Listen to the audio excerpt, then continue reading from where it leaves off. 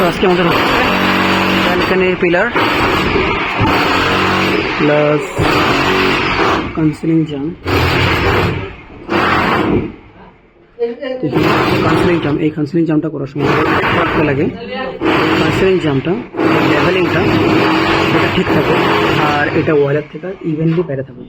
মানে অ্যারাউন্ড যদি তোমার ওয়ালে প্লাস্টার হয় না, তবে এটা অ্যারাউন্ড ওয়াল থেকে 2-3 mm বাইরে বা 5 mm বাইরে থাকলে অসুবিধা নাই। এখানে অ্যারাউন্ড 10 mm প্লাস্টার হইব। 10 mm প্লাস্টার হইলে এটা থেকে 5 mm বাইরে পারবে। তার উপরে তুমি এটা করতে পারো, কোনো অসুবিধা নেই।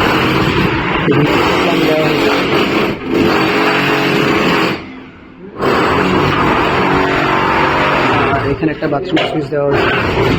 আর এখন আমাদের এখানে করা হচ্ছে পাইপের ফিটিংস। এটা আমাদের শাওয়ার, আর শাওয়ারটা পুরো মিডলে আইব স্পটে মাস না হাঁটে। এখানে যাব পাইপলাইনটা, প্লাস এখানে যাব গিজারের পাইপলাইনটা, মিক্সার।